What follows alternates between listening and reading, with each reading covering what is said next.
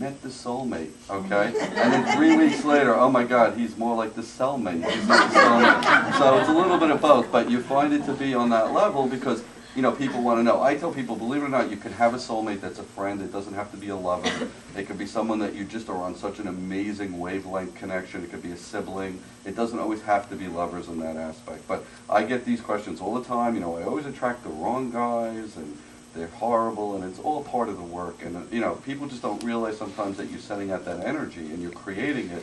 And when you're creating it, you're making it that much more entertaining, and that's why you're getting dysfunctional people. So it's all part of it. Other things I get a lot, which I've been getting a lot recently, is ghosts are big right now. Okay, just the whole dead thing is big right now. If you turn on the TV, what do you see? Medium, world's most haunted places. I recently did a Maury. They sent me to a haunted house. Now I tell people there's a fine line between dealing with a haunted house and dealing with your deceased loved ones. Okay, usually with a haunted house or a place that's had some sort of tragedy or some sort of catastrophic event, those souls don't know their path. They are definitely hanging out because it's kind of like watching a rerun. If you've ever like read any ghost stories or heard anything about ghosts, they repeat themselves. Meaning that let's say they saw the woman standing at the stairwell. Well, it's the same thing over and over because these souls haven't moved on. They don't know that they're dead in that aspect. I mean, I guarantee you, everybody in this room, on some level where you live, you probably have somebody living with you that you don't even know is there, okay? And there's different elements, and I find it to be more and more. And that was interesting, since I'm down here, there was a big uproar up in New York because a Boston Red Sox fan who was working on the new Yankee Stadium put a shirt in the concrete of the new locker room. So I get a phone call. They wanted to quote me on the news. You know, they're worried it's going to curse the Yankees. I'm like, I think you're getting a little carried away, but, you know, but exactly. But I laugh because, you know, that's how extreme people get. And I tell people in my years of doing this, you know, it happens a lot because, especially in New York and being from New York, we have the gypsies. And I can't tell you how many times a year I will get 6, 7, 8 people that will come to me and say, oh my God, I went to this woman, she opened up an egg, I've got blood in the egg, I must be cursed, this is why I can't meet a man, this is why I can't hold a job. I mean, you know, come on people, take a little responsibility for your actions. And it's amazing because these people end up getting taken, and I had one woman that got taken for $55,000, okay? I had another woman that got taken for $65,000, and I got this gentleman up in New York who lost his daughter and was in such a bad state.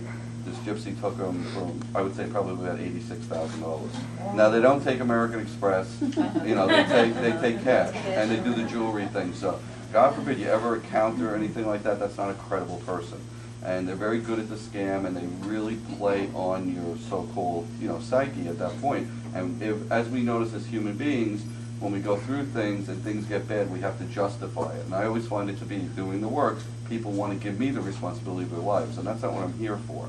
And it amazes me all the time because, you know, people want you to make their decisions. And, you know, in my experiences of doing this, you have to make your own.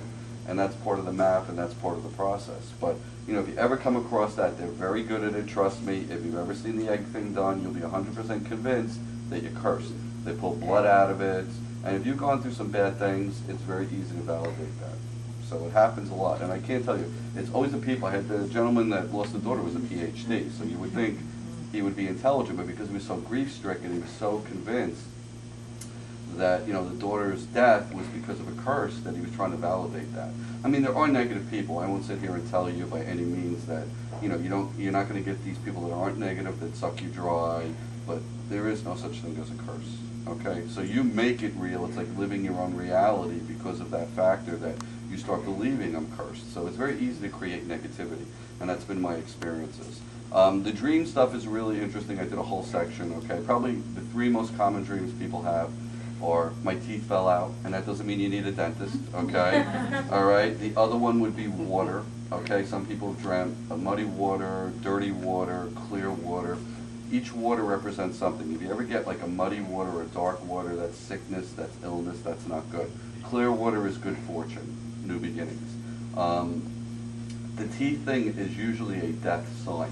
Now, I've had a lot of women ask me, I dreamt that I was pregnant. Does that mean I'm going to have a baby at this point? And the answer is no. When you dream of pregnancy, it's death. Okay, when you dream of the opposite, it's birth. So it's always in that way. But I find it to be, you know, dreams are probably the easiest process for dead people to come through. We're in a more relaxed state. When you have an experience and somebody comes through, you know, they usually come through in such a way that you know it's not a dream. They'll hug you, they'll touch you, they'll embrace you, they'll talk to you. It's a little bit of both on that aspect, and they do it on both ends, so it's not uncommon. Usually, to me, that's usually the first process of this. I've had people come through now. Now we're in, you know, the digital age. People are taking photos now. They're getting ghost photos. That's the big thing. Have you ever seen orbs? A lot of time those orbs are dust, but there are some really good ghost photographers out there that have actually gotten full apparitions, so it's not uncommon. The other big thing, if you saw the Michael Keaton movie, which came back a while ago, EVPs. EVPs are huge. We just did that. I just did a Maury show. I always tease people, of course, I'm not the father, because that's what you always know Maury for.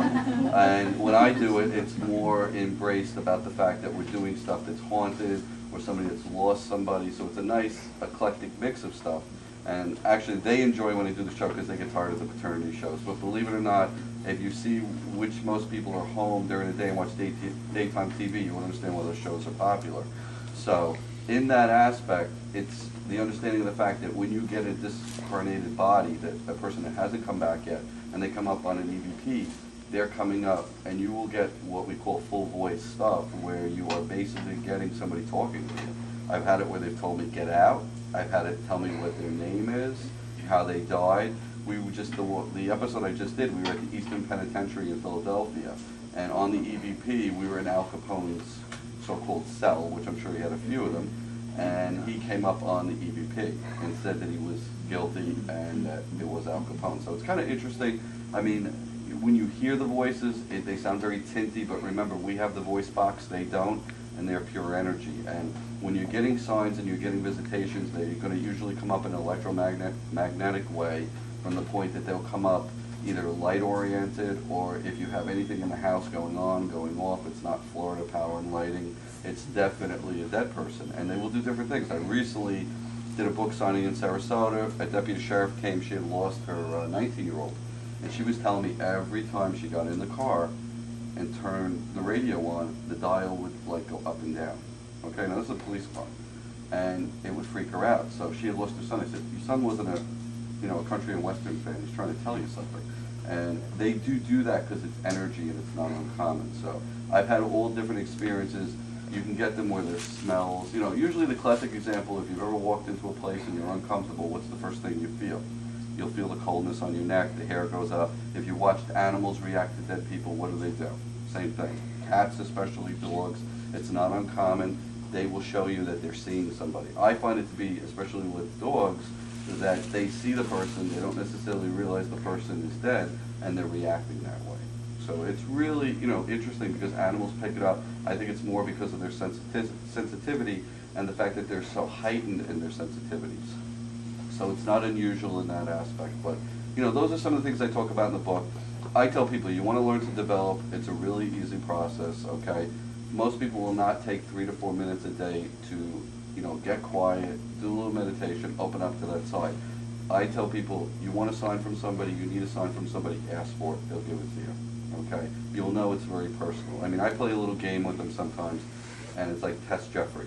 And basically what I do is I ask them for something very specific, and they bring it through, and that's part of the process. And when you learn to do that, it'll help you make that communication with your loved ones. So it's not uncommon by any means for them to do that. It's just them kind of learning to walk again. It's like going through that whole baby process, and we all go through it in different ways. And